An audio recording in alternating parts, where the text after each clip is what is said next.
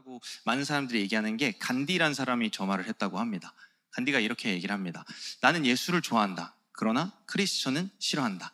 왜냐하면 그들은 예수와 전혀 닮지 않았기 때문이다 라고 이야기를 했다고 합니다.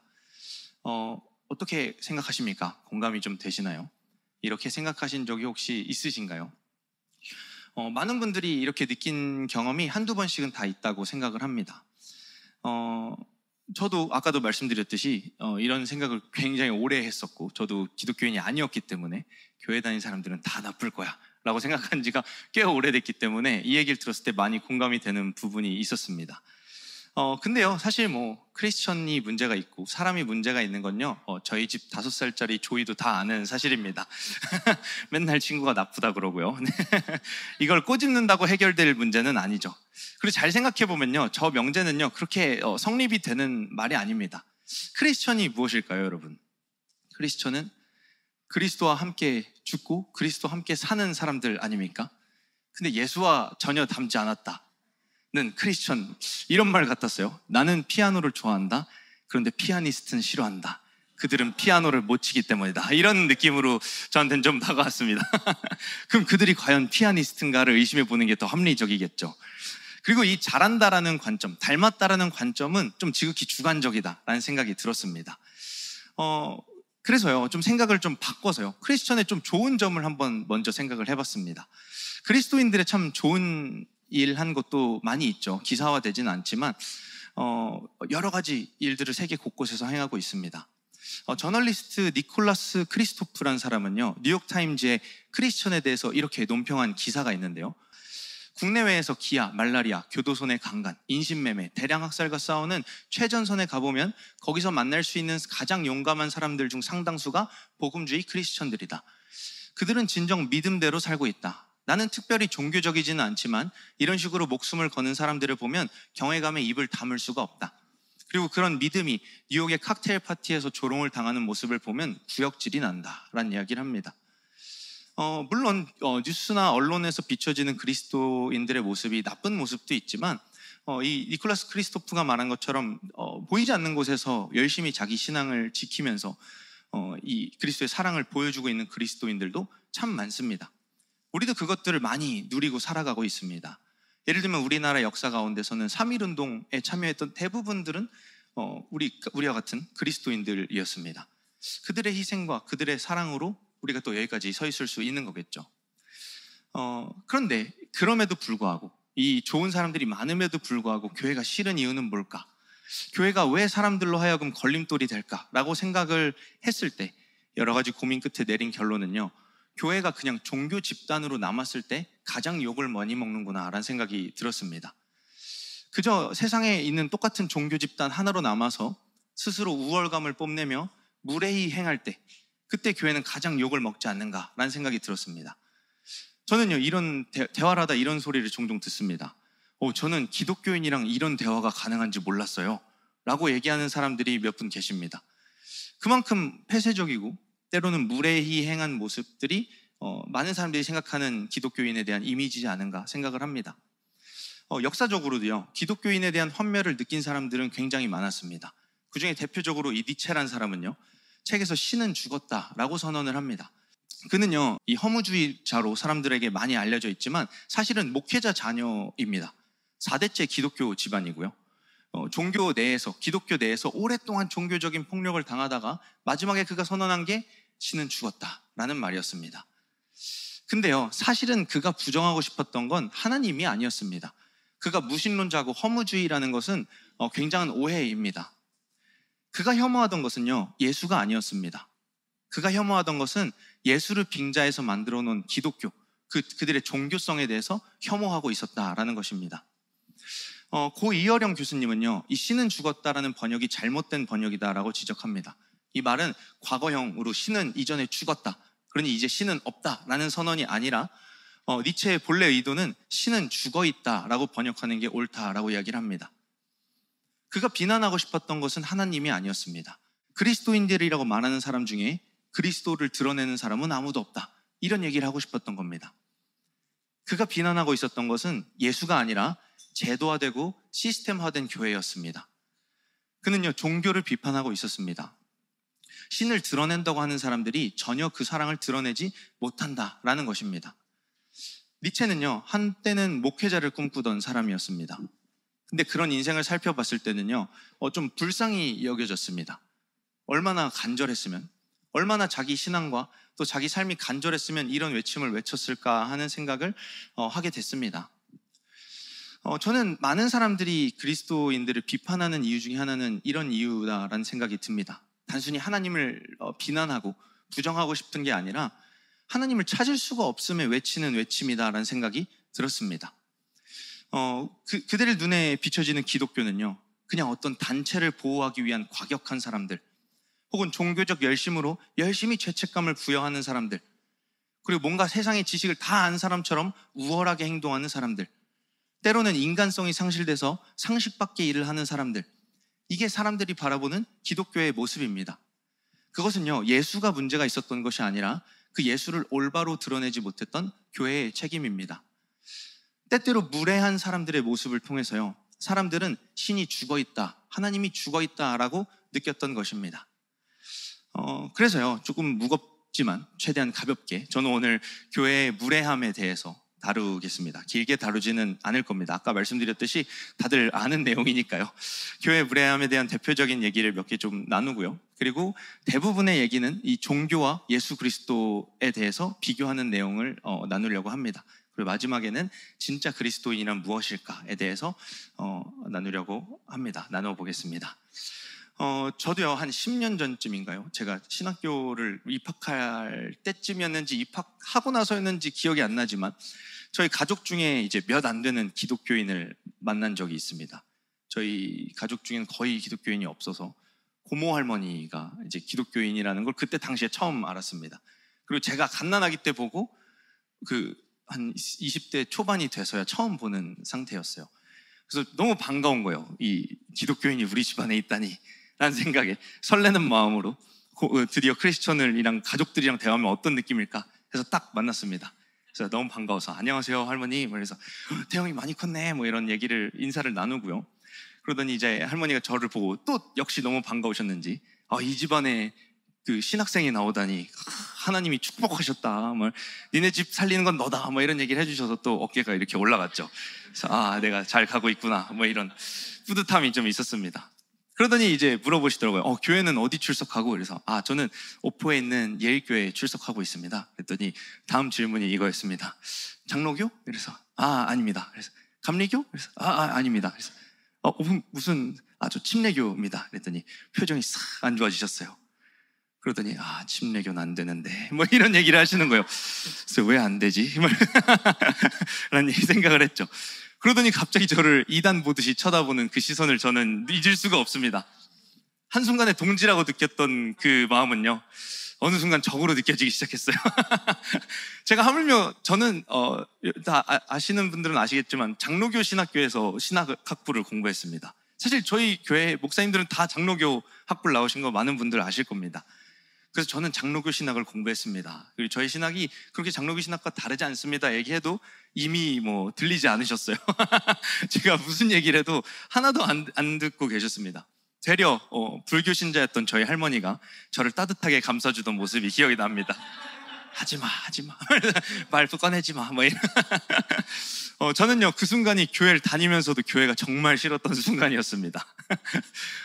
교회가 왜 서로 싸우고 분열할까요? 교회는 왜 서로를 비판하고 무례히 행할까요? 그것은요, 자기 옳음을 주장하는 그 마음이지 않은가, 그 오만함에서 기인하지 않는가라는 생각이 듭니다. 교회가 욕을 먹는 이유는요, 착하게 살지 못해서가 아닙니다. 교회가 욕을 먹는 이유는요, 무례함입니다. 내 주장이 옳아, 내 말이 맞아, 난 진리를 가졌어, 이런 모습에서 사실 사람들은 반감을 가지고 적대시하는 것입니다. 혹시 회식 자리에 나가서 술을 먹는 모습을 보고 이제 주변에서 너 어떻게 기독교인이 술을 먹어? 이런 소리 들어보신 분 계십니까? 오히려 반가워하죠. 기독교인인데 술을 먹어? 뭐 이런 얘기를 하시죠. 근데 보통 사람들이 욕을 하는 이유는 무엇일까요? 술을 앞에다 두고 먹는 사람들이 열심히 먹고 있는데 불구하고 옆에 가가지고 나는 말이야, 이 몸에 좋지도 않은 거 하나 쓰잘데기 없는 백해무익한 술을 교회 다니면서 끊었어. 너도 교회 나가. 이런 거 먹지 마. 이 백해무익한 거 뭐하러 먹어. 이런 소리 하고 있으니까 듣기가 싫은 겁니다. 백해무익한 거 모르고 먹습니까? 그 사람들이. 그거 계속 옳다 얘기하면 무슨 의미가 있을까요? 무슨 주장을 할 수 있을까요? 거기서 아멘, 이 백해무익한 거 끊어야지. 주님, 내가 주님 버리고 주님께 갑니다. 절대 안 그러죠. 근데요, 우리 교회가요, 많은 이런 모습을 보여주는 것 같습니다. 이 무례한 모습들, 내가 옳음을 주장하는 모습입니다. 김창옥 교수님이 옛날에 강의에서 한 건데요, 가끔 이제 사람들 중에 이렇게 얘기하는 사람들이 있다고 합니다. 나는 말이야, 틀린 소리를 안 해.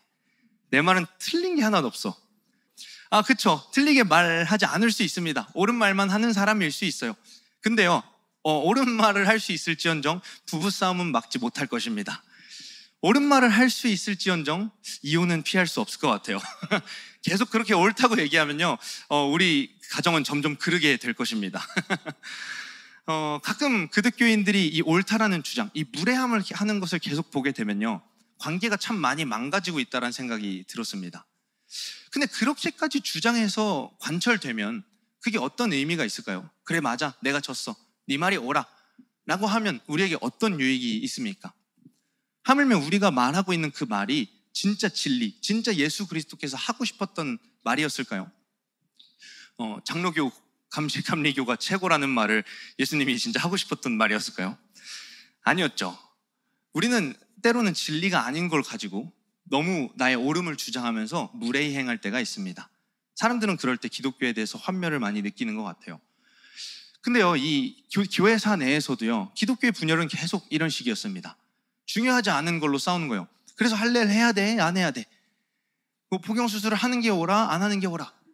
세속 악기를 교회 예배 때 쓰는 게 옳아, 안 쓰는 게 옳아? 이런 걸로 싸우는 겁니다.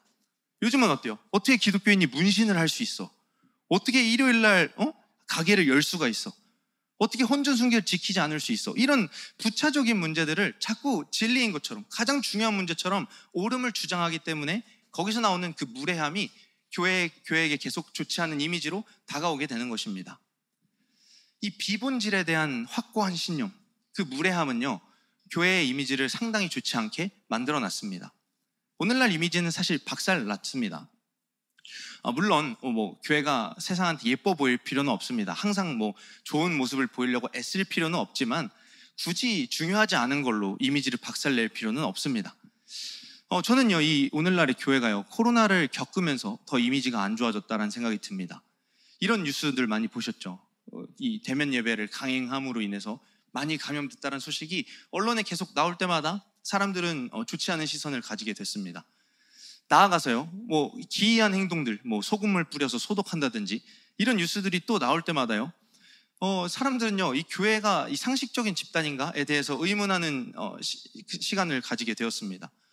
뿐만 아니라 성범죄, 비리 이런 얘기들은 계속 나오죠.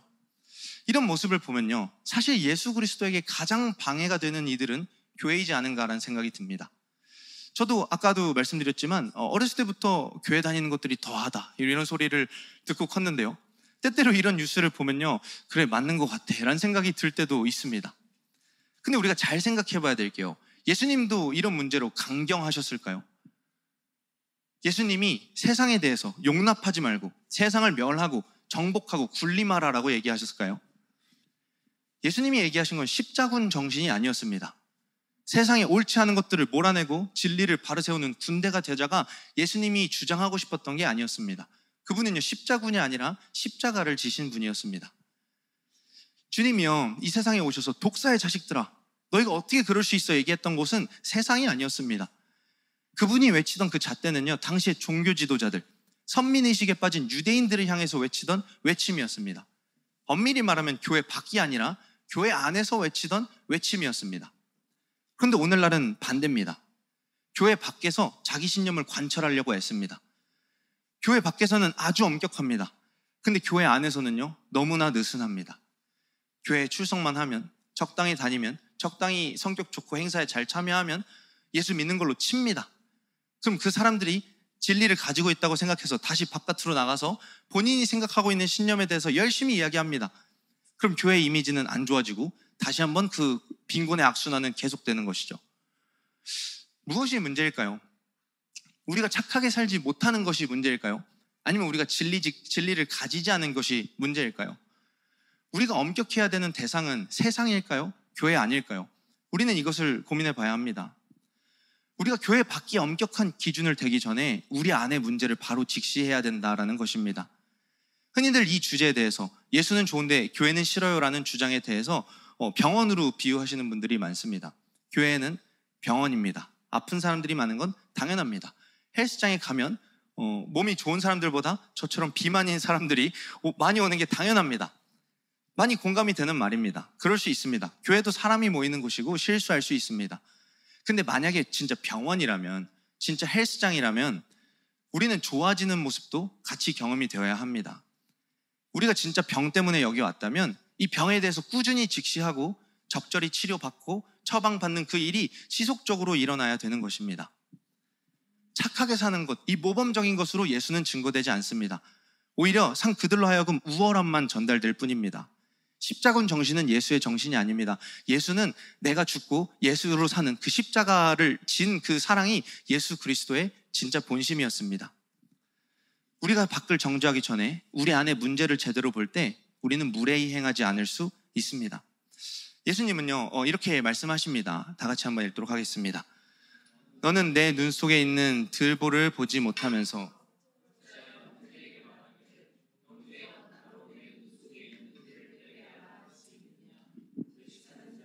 먼저 내 눈 속에서 들보를 빼라.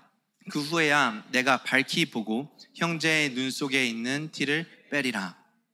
주님은요 이 밖에 있는 형제를 지적하기 이전에 네 눈 속에 있는 들보, 네 안에 있는 진짜 문제를 발견하라 라고 얘기합니다. 우리의 무례함은요 대부분 무지함에서 찾아옵니다. 그리고요 나는 깨끗하니까 너도 깨끗해, 나는 훌륭하니까 너도 훌륭해라 라는 식의 전도나 전함은요 예수 그리스도의 방법이 전혀 아니었습니다. 예수 그리스도는요 오히려 그들과 동일한 모습, 아니 그들과 더 낮은 모습으로 이 땅 가운데 오신 분입니다. 요한은요 예수 그리스도가 이 땅 가운데 오신 모습에 대해서 이렇게 말하고 있습니다. 같이 읽도록 하겠습니다. 말씀이 육신되어 우리 가운데 거하심에 우리가 그의 영광을 보니 아버지의 독생자의 영광이요 은혜와 진리가 충만하더라. 하나님의 말씀이신 예수는요 육신이 되었다라고 얘기합니다. 가장 귀한 것이 가장 더러운 것을 입고 이 땅에 오셨다라는 것입니다. 그분이 말 구유에서 짐승의 밥통에서 태어났다라는 것은요 그가 어떠한 목적으로 어떠한 뜻을 가지고 이 땅에 오셨는지에 대해서 잘 보여주고 있습니다. 그분은요 병든 자들, 죄인들, 그들과 함께 먹고 마시셨습니다. 그들과 함께 어울리셨고요 요한의 말처럼 우리가 그의 영광을 보니, 우리가 그의 영광을 보고 경험할 수 있도록 이 땅에 오신 것입니다. 무례히 행하고 우월의식을 가진 모습은 예수 그리스도의 모습이 아니었습니다. 예수는요 낮아지심으로, 그들과 같은 수준에 머무심으로 그 하나님의 영광을 드러내시는 분이었습니다. 우리는요 그 기쁨을 우리만 누리고 고상한 행복에 취해 사는 사람들이 아닙니다. 말씀이 육신되는 것, 이것이 예수 그리스도의 방법이었습니다. 영광을 보이게 드러내는 것이 교회가 해야 될 일입니다. 바울은요 빌립보서를 통해서 교회에게 이렇게 조언하고 있습니다. 같이 읽도록 하겠습니다. 아무 일에든지 다툼이나 허영으로 하지 말고 오직 겸손한 마음으로 각각 자기보다 남을 낮게 여기고 각각 자기 일을 돌볼 뿐더러 또한 각각 다른 사람의 일을 돌보아 나의 기쁨을 충만하게 하라. 예수님은요 그 당시에 존경받고 인정받던 그 종교 지도자들에게 늘 말씀하셨습니다. 세리와 창녀들이 너희보다 천국에 먼저 들어가게 될 거다. 그들이 너희보다 하나님 나라를 먼저 경험하게 될 거야. 그리고 또 종교 지도자들에게 얘기합니다. 겉은 깨끗하나 너희 속에는 탐욕과 악독이 가득하다. 공의와 하나님에 대한 사랑은 잘도 저버리는도다. 이런 얘기를 하십니다. 주님은요 이 허영과 다툼, 이것을 극도로 싫어하셨습니다. 교회에게 이것이 덕이 되지 않는다면, 이것이 생명을 낳는 일이 되지 않는다면 주님은 비판하셨습니다. 그렇다고 전통과 제도가 중요하지 않다는 말은 아닙니다. 그러나 그것이 예수 그리스도의 진심을 모호하게 만든다면 교회는 언제든지 그만둘 준비가 되어 있어야 합니다. 각자 자기 신앙도 중요하지만요 빌립보서 말씀처럼 다른 사람의 일을 돌보아 예수 그리스도의 기쁨을 충만하게 하는 것, 이것이 교회가 해야 될 일입니다. 교회에게 필요한 것은요 모범적인 행함이나 어떤 기준이 되는 것이 아닙니다. 그런 엄격함이 아닙니다. 교회에게 필요한 것은요, 예수 그리스도의 마음입니다. 말씀이 육신 가운데 오셔서 우리에게 주고자 하는 그 사랑이 교회가 보여줘야 될 진심입니다. 팀 켈러 목사님은요, 이 왕의 십자가라는 책에서 다른 종교의 창시자와 예수 그리스도의 차이점에 대해서 이렇게 얘기를 합니다. 여느 종교의 창시자들의 목적은 모범적으로 사는 것이었다. 하지만 예수님의 목적은 희생 제물로 죽는 것이었다라고 이야기를 합니다. 예수님은요, 본인이 직접 이 땅에 오신 이유에 대해서 많은 이들의 대속물로 왔다라고 말씀하십니다. 그러나 당시에 여러 이 종교 지도자들은요, 여러 가지 종교적 의무를 사람들한테 지우고 더 피운하게 만들었습니다. 그들로 하여금 모범적으로 살고 무례히 행하고 나를 본받으라 라고 가르쳤습니다. 수많은 법들을 만들어서 613가지의 수많은 법들을 만들어서 사람들에게 죄책감을 심어줬습니다. 누가 그 법에서 자유로울 수 있었을까요? 그러니 세리 같은 사람들은요, 감히 눈을 들어서 기도도 하지 못하는 것입니다. 나 같은 존재가 어떻게 하나님께 나아갈 수 있을까? 그들이 만든 법들은요, 오히려 사람들로 하여금 수많은 짐들을 만들어 놨습니다. 바리새인 스스로는 양심의 가책을 느끼지 않고 깨끗하게 느껴졌을 수도 있습니다. 그러나 그들이 만든 그 성전은요, 이제 온갖 종교인들만 있고 가난하고 병들고 약한 자들, 세리와 같은 이들은 들어올 수가 없는 공간이 되었습니다. 그들은요, 모범적으로 살면서 신앙적 양심은 지켰을지언정 희생제물로 죽으신 예수 그리스도의 사랑은 전하지 못했습니다.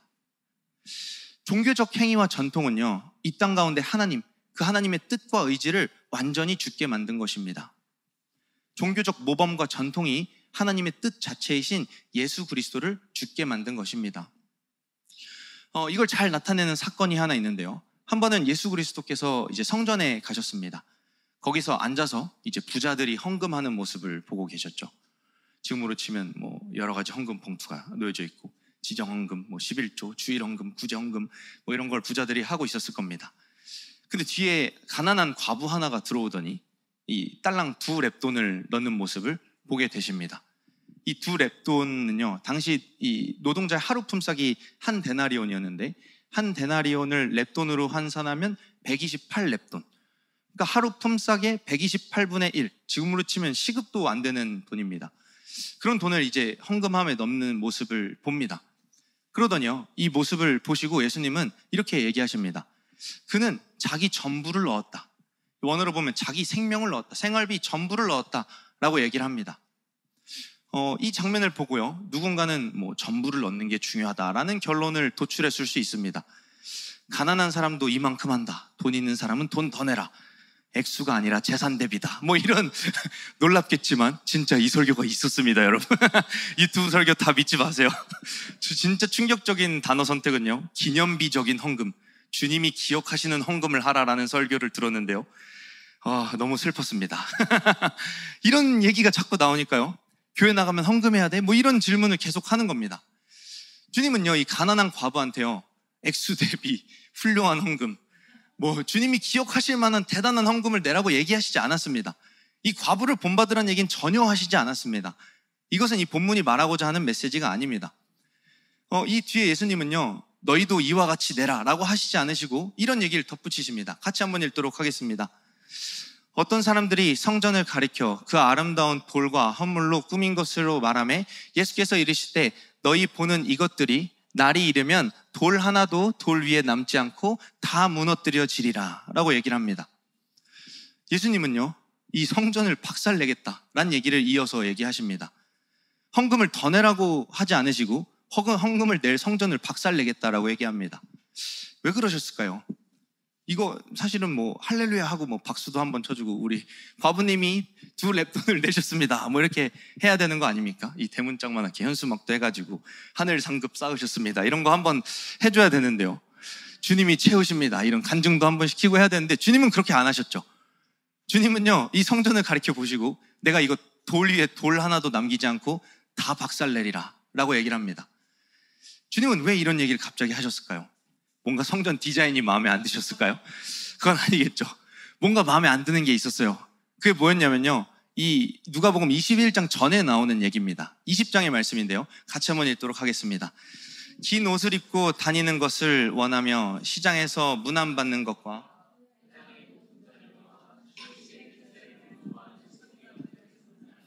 그들은 과부의 가산을 삼키며 외식으로 길게 기도하니 그들이 더 엄중한 심판을 받으리라 하시니라. 과부의 가산을 삼키며 이렇게 얘기를 합니다. 이건요, 이 종교적인 신앙과 예수 그리스도의 진짜 사랑을 정확히 잘 보여주는 본문입니다. 이것이요, 죽어있는 하나님과 살아있는 하나님의 차이입니다. 성전은요, 죽어있는 하나님을 섬기고 있었습니다. 그들은 과부를 돌보고 있지 않았습니다. 그들은 과부의 가산을 훔치고 그것으로 자기 배를 불리고 있었습니다. 이 본문에서요, 헌금을 해야 되고 안 해야 되고는 중요한 문맥이 아닙니다. 하물며 과부는 헌금을 냈습니다. 문제는요, 이 성전은 긍휼함과 사랑을 잊었다라는 것이 이 본문이 주고 싶은 메시지입니다. 예수님은요, 이 바리새인과 서기관들에게 얘기하는 겁니다. 너희는 이 가난한 자들의 돈을 뺏고 싶니? 너희가 하나님의 성전이라며 긍휼함은 어디다 갖다 팔아먹었니? 이런 얘기를 하고 계신 겁니다. 그리고 그들보다 나은 듯이 더 길게 기도하고 더 거룩한 척하는 것, 이게 성전으로서 해야 될 일일까? 이런 얘기를 하는 겁니다. 교회 안에 있는 어떤 제도도, 어떤 헌금 봉사 이벤트, 어떤 일들도요, 이 사랑과 긍휼함보다 중요한 것은 없습니다. 교회의 본질은요, 예수 그리스도께서 보여주신 사랑과 은혜입니다. 헌금 때문에, 봉사 때문에, 어떤 제도나 시스템 때문에 그런 이유로 사랑이 전달되지 못하고 긍휼함이 전달되지 않는다면 우리는 그것에 대해서 깊게 생각을 해봐야 합니다. 그분이 주시는 자유와 기쁨, 그 긍휼과 사랑에 감격하는 것이 교회로서 가장 먼저 해야 될 일입니다. 사실 성경에 나오는 연금이나 연보나 헌금은요, 이 공동 생활의 목적이 있었지, 그 구원의 기쁨과 감격을 누리고 그것을 전하는 데 목적이 있었지, 어떤 종교적인 의미나 생활을 어렵게 만드는 일이 아니었습니다. 전 재산을 다 털어서 가난하게 살라는 것이 주님의 명령이 아니었다라는 것입니다. 그런데 누군가는 집이 망해가면서까지 헌금을 하고 누군가는 몇 억씩 가져가는 모습, 이런 모습들을 보면요, 사람들은 불편할 수밖에 없는 겁니다. 헌금을 내는 일이 불편한 게 아닙니다. 결국 이 교회가 긍휼과 사랑을 잊었기 때문에 불편한 것입니다. 결국 세상과 다를 바 없구나. 결국 이 시스템이 세상과 다를 바 없구나. 이 긍휼과 사랑이 사라진 성전, 종교밖에 안 남은 성전, 사람들은 이것을 끔찍히 여기는 것입니다. 주님은요, 그 성전을 박살내겠다라고 얘기를 하십니다. 주님은요, 이 본질이 사라진 행함만 남은 그 성전을 분명히 박살내겠다라고 말씀합니다. 우리에게 중요한 것은요, 예수 그리스도의 구원과 그 사랑, 그 은혜에 감격하는 것이 가장 중요합니다. 우리가 어떤 처지에서 구원을 받았는지 아는 사람은요, 겸손할 수밖에 없습니다. 무례히 행하지 않을 수 있습니다. 이 무례하고 아나무인인 그리스도인, 내 말이 곧 법인 그리스도인, 이런 그리스도인들은요, 불가능합니다. 진짜 예수 그리스도를 만난 사람은요, 나를 주장할 수가 없습니다. 나 같은 걸 구원하신 예수 그리스도를 만난 사람은요, 은혜에 잠식되어서 살 수밖에 없습니다. 나를 위해 사는 그리스도인들은 말이 안 맞는 말입니다. 피아노를 못 치는 피아니스트랑 똑같은 말입니다. 왜냐하면요, 우리 신앙의 중심에는요, 예수 그리스도가 있기 때문입니다. 그분은 죄가 없으심에도 사랑 때문에 십자가에서 죽으신 분입니다. 그분은 우리가 죄인 되었을 때 긍휼히 여기심으로, 오래 참으심으로 그 목숨을 우리를 위하여 핏값을 대신 내셨던 분입니다. 이 사랑을 안다면요, 이 은혜를 안다면요, 우리는 무례히 행할 수가 없는 것입니다. 내가 옳음을 주장할 수가 없는 것입니다. 주님은요, 원수되었던 우리를 위해서 기도하셨습니다. 주님은요, 이 칼을 들고 로마를 대적하는 베드로에게 칼을 내려놓으라고 하십니다. 주님은요, 자기를 못 박은 이 악한 백성들에게 용서를 구하는 분이십니다. 주님은요, 십자가에서 이렇게 기도합니다. 다 같이 읽도록 하겠습니다. 이에 예수께서 이르시되,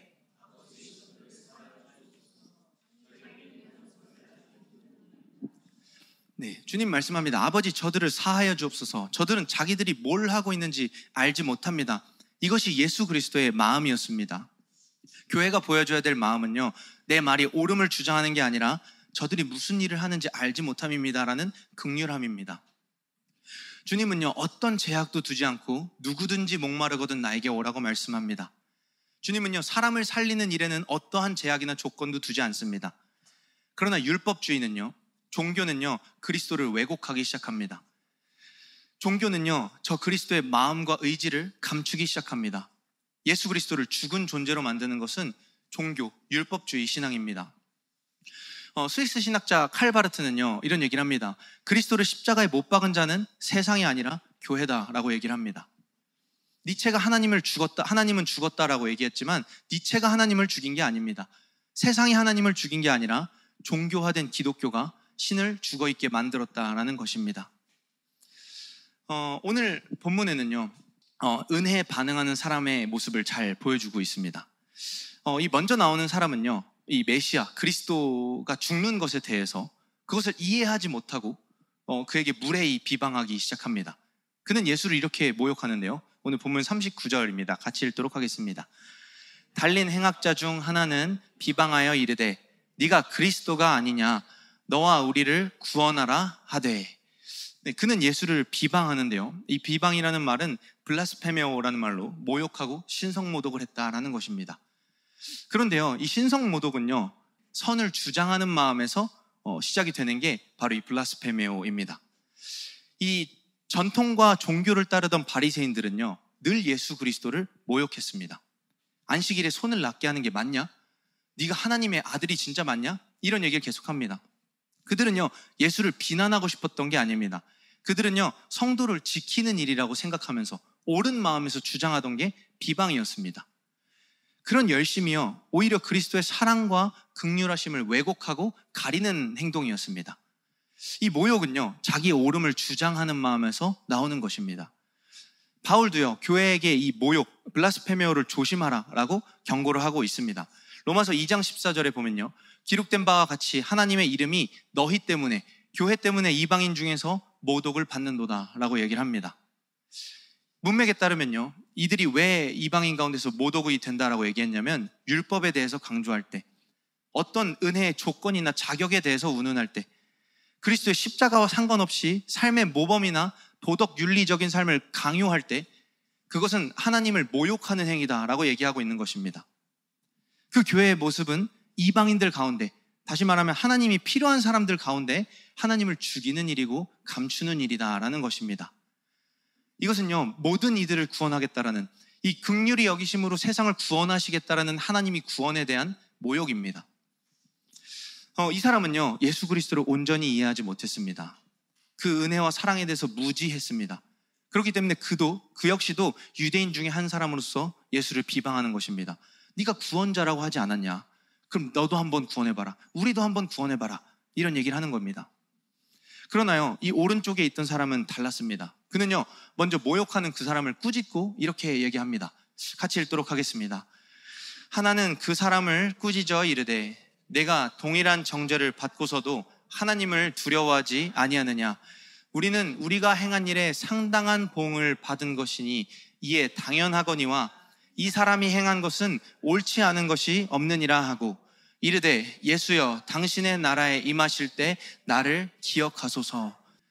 본래 교회의 정체성은 이것입니다. 교회는 비방하는 사람들이 아니라 은혜에 감격하는 사람들입니다. 은혜가 아니면 나는 아무것도 아닌 존재입니다. 당신의 나라에 임하실 때 나를 좀 기억해 주십시오. 이것이 교회가 해야 되는 고백입니다. 바울은요, 주님의 사랑을 깨닫고 나서요, 스스로를 블라스페메오, 이 비방하는 자라고 얘기를 합니다. 디모데전서에 보면요, 내가 비방자였습니다 라고 이야기를 합니다. 그러니 나를 기억해 주시고 당신이 나를 긍휼히 여겨주시지 않았다면 오늘 누리고 있는 것, 나는 아무것도 누릴 수 없었습니다. 이것이 은혜 받은 바울의 고백이었고 교회의 고백이었습니다. 이것이 교회의 정체성입니다. 팀 켈러 목사님은 이야기합니다. 광신자는 기독교 신앙의 본질을 도덕적인 성숙함의 한 형태로 지레 짐작한다는 것이다. 그렇게 보면 열정적인 크리스천들은 열정적인 도덕주의자가 될 수밖에 없다. 하지만 기독교 신앙의 본질이 은혜로 말미암는 구원, 다시 말해 인간의 행위가 아니라 그리스도가 우리를 위해 행하신 역사 때문에 얻은 구원에 있다면 어떻게 되겠는가? 처음부터 끝까지 순전히 은혜로 하나님께 받아줬다라는 믿음은 크리스천을 더없이 겸손하게 만든다라고 이야기를 합니다. 하나님께서 우리가 어떤 행함과 조건과 상관없이 부어주신 그 은혜를 아는 사람이라면 그리스도인들은 겸손할 수밖에 없다는 것입니다. 무례함은 어디서 나오는 걸까요? 전통과 행함은 어떻게 은혜보다 커질 수 있을까요? 그것은 우리가 그리스도의 사랑, 그 긍휼함과 은혜를 잊었기 때문입니다. 이 교회는요, 욕을 막지 않기 위해서 착한 사람이 되는 것이 목적이 아닙니다. 교회에는요, 복음이 가르쳐져야 합니다. 그러나 그것은 그냥 예수 그리스도에 대한 역사에 대한 이야기가 아닙니다. 그것은 이 은혜를 알려주는 것입니다. 이 죄인에게 어떤 은혜가 주어졌는지에 대해서 감격할 수 있도록 하는 것입니다.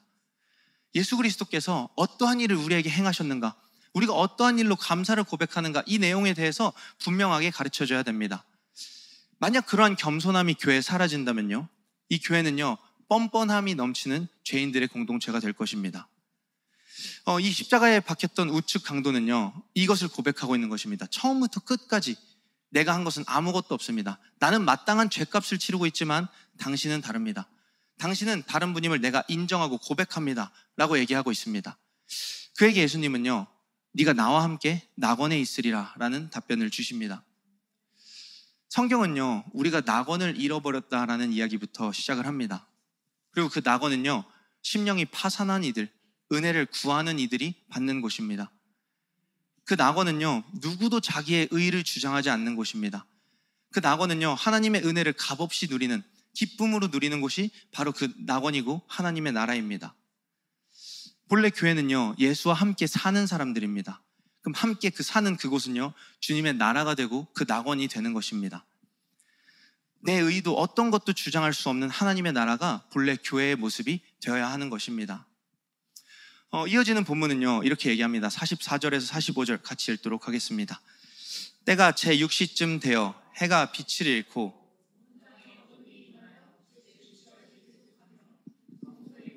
한가운데가 찢어지더라. 네, 이 십자가에서 이루신 일은요 성소의 휘장이 찢어지는 사건도 포함되고 있습니다. 이 성소의 휘장은요 성소와 지성소 사이에 있었던 커튼 같은 것입니다. 이 당시 유대인들은요 이 성전 안에 이 휘장 뒤에 하나님이 계신다라고 생각하고 있었습니다.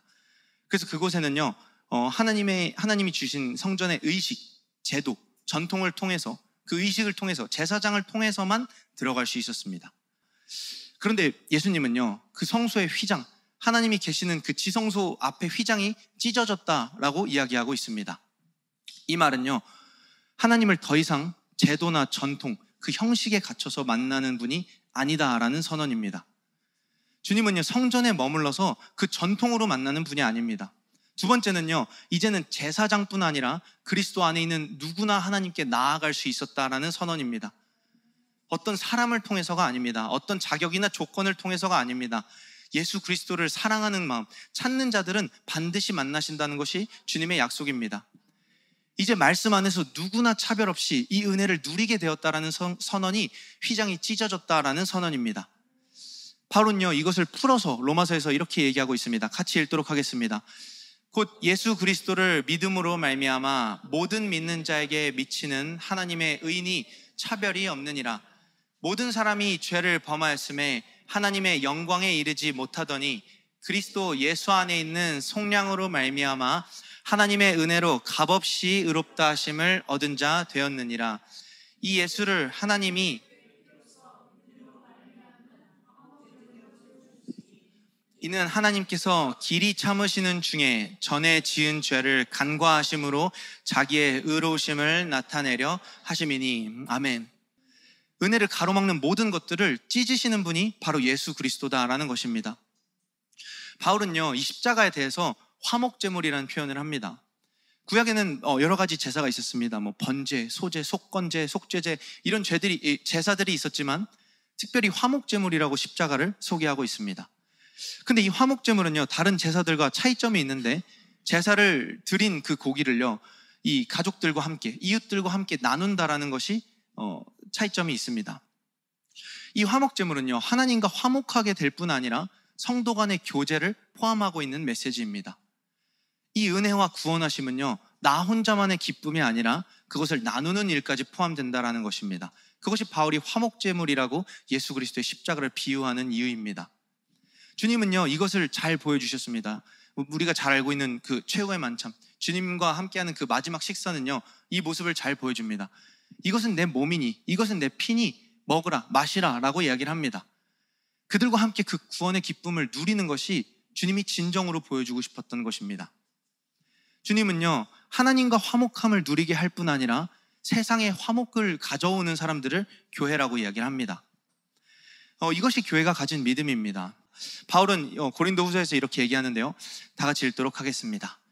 모든 것이 하나님께로부터 났으며 그가 그리스도로 말미암아 우리를 자기와 화목하게 하시고 또 우리에게 화목하게 하는 직분을 주셨으니 곧 하나님께서 그리스도 안에 계시사 세상을 자기와 화목하게 하시며 그들의 죄를 그들에게 돌리지 아니하시고 화목하게 하는 말씀을 우리에게 부탁하셨느니라.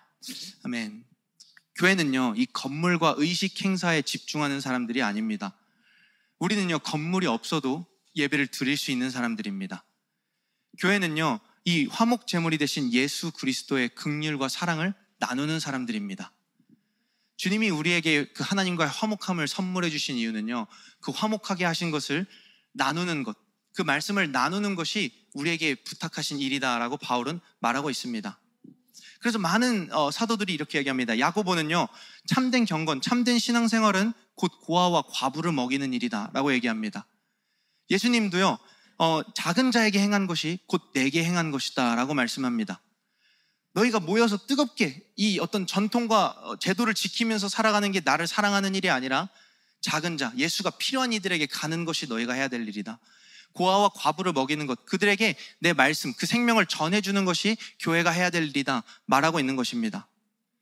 의식과 전통과 제도, 이것은요, 교회의 존재 이유가 아닙니다. 과거로부터 지금까지 교회의 타락은요, 의식과 전통이 생명을 살리는 일보다 우선시될 때 발생했습니다. 주님이 교회에게 주신 직분은요, 화목하게 하는 직분입니다. 주님의 화목, 이 말씀이 주는 위로와 평안함을 그들에게 전달해 주는 것, 이것이 교회의 사명인 줄 믿습니다. 오늘 마지막으로 이 사도행전에 나오는 진짜 그리스도인들에 대해서 얘기하고 마치도록 하겠습니다. 이 교회 구석에서 묻는 질문들이라는 책을 보면서 묵상하게 됐는데요, 사도행전 11장에 보면요, 이 안디옥이라는 지역이 나옵니다. 그 교회가 나오는데 거기에 이제 몇몇 디아스포라들, 그러니까 흩어져 있는 유대인들이 그 지역으로 안디옥 교회를 중심으로 복음을 전하는 장면이 나옵니다. 그 장면을 사도행전은요, 그때라는 말로 시작을 합니다. 그때 스데반에 일어난 환란으로 말미암아 흩어진 자들, 그 유대인들이 베니게와 구브로 안디옥까지 이르러 유대인에게만 말씀을 전하는데 라고 얘기를 합니다. 이 사도행전을 쓴 누가는요, 이 그때라고 쓴 이유가 있었습니다. 왜냐하면 이 바로 앞장에 무슨 사건이 나오냐면요, 이 베드로가 환상을 본 사건이 나옵니다. 베드로가 어느 날 기도를 하다 환상을 봅니다. 그 환상 속에는 부정한 음식들이 가득 담긴 그릇이 내려오는 것을 보게 됩니다. 율법에서 그 많은 음식들이었습니다. 그것을 만질 수도 없고 먹을 수도 없는 음식들이었습니다. 그래서 베드로는요, 한사코 나는 율법을 지키기 위해서, 난 유대인이기 때문에 이것을 먹지 못합니다. 이것을 거부합니다. 그때 베드로에게 음성이 하나 들리는데 그 음성은요, 하나님이 깨끗하다 하신 것을 네가 속되다 하지 말라 라고 얘기를 합니다. 그러고 나서 이것을 먹으라 라는 그 환상을 보게 됩니다. 이 메시지는요, 이 유대인들의 선민의식을 부시는 메시지였습니다. 저들은 더러운 자들, 저들은 구원 밖에 있는 자들, 이 기준을 박살내는 환상이 바로 그 환상이었습니다. 그들 또한 내 백성이다, 나는 그들도 부를 것이다 라는 게 하나님의 의지고 마음이었습니다. 그때 이 일이 시작이 됐다라고 사도행전은 말하고 있는 것입니다. 근데 그때 여전히 유대인들에게만 말씀을 전하고 있었다라고 얘기합니다. 근데 이 몇몇 사람들은요, 안디옥에 이르러서 헬라인에게도 복음을 전하기 시작합니다. 대부분의 이들은 유대인에게만 가서 예수에 대해서 얘기하고 있었지만 이 몇몇 사람들은 당시의 이방인들, 자격 없어 보이는 사람들, 하나님이 구원하지 않을 것 같은 사람들에게 다가가고 있었다라는 것입니다. 그랬더니 21절에 수많은 사람들이 예수를 믿고 돌아오더라 라고 기록이 되어 있습니다. 이들이 다가가지 않았던 그 이방인들은요, 이 긍휼함과 사랑을 기다리고 있었던 것입니다. 그들은 교회가 전하고자 하는 그 메시지가 필요했던 사람들입니다. 이 몇몇밖에 안 갔다라고 사도행전은 기록하고 있습니다. 몇 사람이 헬라인에게도 말아요. 근데 그랬더니 수많은 사람들이 돌아오는 것을 경험하게 됩니다. 그래서 이 소식을 들은 예루살렘 교회는요, 바울과 바나바를 그들에게 파송을 합니다. 이 안디옥에 예수 그리스도를 믿고 돌아온 많은 무리들이 있다, 그들을 가서 좀 가르쳐 달라고 해서 그들을 파송합니다. 그리고 1년 동안 바울과 바나바에게 배운 그 사람들은요, 안디옥에서 교회가 됩니다. 그리고 그 안디옥에 있는 사람들은요, 처음으로 그리스도인이라는 호칭을 얻게 됩니다. 같이 한번 읽도록 하겠습니다. 만남에 안디옥에 데리고 와서 둘이 교회에 1년간 모여 있어 큰 무리를 가르쳤고 제자들이 안디옥에서 비로소 그리스도인이라 일컬음을 받게 되었더라. 아멘. 이것이 처음 그리스도인이라는 이름이 시작된 것이었습니다. 이 그리스도인들이 보여줬던 사랑은요, 어떤 차별이나 조건이 있는 사랑이 아니었습니다. 그리스도의 은혜를 온전히 전한 것이었습니다. 그것을 보고 예수가 필요했던, 구원이 필요했던 수많은 이들이 돌아왔습니다. 그 사람들이 이 그리스도인들의 모습을 보고 착하다라고 얘기합니다. 이들이 그냥 도덕 선행을 했던 것이 아닙니다. 그들이 정말 듣고 싶었던 그 복음, 그 구원에 대한 메시지를 전해줬기 때문입니다. 그리고 그 가르침을 듣고 그들은 교회가 돼서 살아내기 시작했습니다. 그 긍휼함과 사랑을 전달하면서 살아내기 시작했을 때 비로소 그들이 그리스도인, 예수가 하나 된 사람들이구나라고 호칭을 받게 된 것입니다. 당시에만 하더라도요, 그리스도인이란 표현은 좋은 표현이었습니다. 우월의식, 또 힘이 지배하던 이 세상 가운데서요, 낮아짐과 겸손함의 상징이 그리스도의 상징이었습니다. 세속적이고 이기적이었던 세상 속에서 자기를 부인하고 자기의 것을 내어주던 사람들이 그리스도인들이었습니다. 하나님을 소유하고 구원을 탐닉했던 성전과 다르게요, 휘장, 자기의 육체를 찢고 모든 이들로 하여금 하나님과 화목을 누릴 수 있게 하던 것이 그리스도인이었습니다. 그런 사람들이 그리스도인입니다. 그런데 오늘날은 어떨까요? 역시 그리스도인, 이것은요 결코 좋은 표현이 아닙니다. 알고 봤더니 역시 그리스도인이었더라. 보통 이런 식으로 많이 사용되죠. 반대로요, 그런 사람들이 있습니다. 사람들이, 또 종교가 만들어 놓은 모든 담과 허물을 허무는 사람들이 있습니다. 그런 거 중요하지 않아. 은혜와 사랑에 감격하는 것이 중요해. 이런 사람들이 나타났을 때요, 사람들은 이렇게 얘기합니다. 너는 참 그리스도인 같지 않아. 이 말이 오히려 칭찬으로 다가올 때가 있습니다. 그리스도인 같다라는 말은 퇴색하고요, 그리스도인 같지 않다라는 말이 칭찬이 된 세상을 우리는 살고 있습니다. 그 말은요, 우리가 어느새 그리스도께서 주신 은혜와 사랑을 망각했다라는 사실을 보여주고 있습니다. 안디옥 교회에게 했던 그 칭찬은요, 오늘날 사라졌습니다. 대려 기독교는요, 차별과 우열을 얘기하고 교만함과 우월함, 이기심이라는 오명밖에 안 남았습니다. 그리스도인들이 더 이상 그리스도인답게 살지 못했다라는 것입니다. 교회가 부족하고 실수하고 이기적인 그 마음을 가진 이들을 끌어안아주지 않습니다. 교회가 살얼음판같이 느껴질 때가 있습니다. 그러나 주님은요, 평생 자격 없는 이들과 함께 하시며 당신의 나라에 대한 소망을 그들에게 주셨습니다. 주님이 보여주신 건 용납과 기다림이었습니다. 그것이 교회가 해야 될 일입니다. 저는 참 묵상하면서 저도 이제 많이 회개를 한 부분입니다. 내가 교회답게 살지 못했구나. 이 바울과 바나바의 모습을 봐도 1년이고 2년이고 그들과 머물면서, 아니 예수님은 3년을 머물러도 열매 하나 맺지 못하셨는데, 당장 그 열매를 보지 못하셨는데 내가 뭐라고 그렇게 생각하고 있었을까라는 생각이 들었습니다. 우리가 은혜와 사랑, 그 긍휼함을 회복하기를 원합니다. 우리 애일교회가 23년간 왔는데 종교 단체로 머물지 않기 원합니다. 우리가 이 복음을 종교 안에 가두고서 우리의 것으로 소유하지 않기 원합니다.